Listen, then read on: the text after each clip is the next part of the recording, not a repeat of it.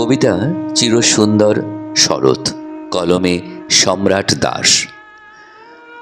আজ শরৎ জাগ্রত দ্বারে, অতি বর্ষার তাণ্ডবে চিরক্লান্ত প্রাণগুলো উৎসব মুখর আজ চিন্ময়ী মহামায়ের আগমনে। বঙ্গে এসেছে দুধের মতো শ্বেত শুভ্র ছেঁড়া ছেঁড়া মেঘ। পুরাতন বসুধার প্রাচীন শরৎ এসেছে নবরূপে। গন্ধবহ শিউলির সুগন্ধ বহন করছে, যেমন করে সুজন গুরুর হৃদয় শুভ্র জ্যোতি বহন করে সুশিষ্য। প্রত্যুষে গিজগিজে পবিত্র নব অরবিন্দ যেমন প্রস্ফুটিত হয়েছে, তেমনি নব্য শিশুর ক্রন্দন রোল ঘুরে ফিরে আসে।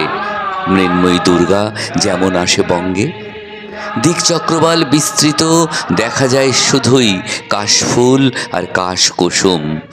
জীবন লহরীর ন্যায় শস্যভূমিতে দেখা যায় হরিৎ স্বর্ণাভ ধানের মৃদু মন্দ দুলুনি শরৎ বাতাসের ধাক্কায়। শাশ্বত শশাঙ্কের স্নেহময় কৌমুদি পায় নবাগত, যেমন মধু কৈটভকে হননের হেতু শ্রীহরি পায় আদ্যাশক্তি মহামায়ার স্নেহময় আশীর্বাদ। মৃন্ময় আনবে যেমন আসে চিন্ময় মহামানব শরতে, তেমনি মৃন্ময়ী রূপে আসে চিন্ময়ী মহিষাসুরমর্দিনী, মহিয়াসক্ত অন্তর মহিষাসুর বধের হেতু। শরতেই মৃন্ময়ী ফিরে যায় রহস্যমণ্ডিত কৈলাসে।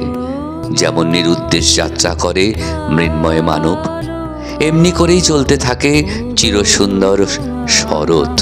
এমনিভাবেই শরৎ ঘুরে ফিরে আসে প্রতিবার। কিন্তু সব শরতে থাকি না আমি, সব শরতে থাকা হয় না আমার।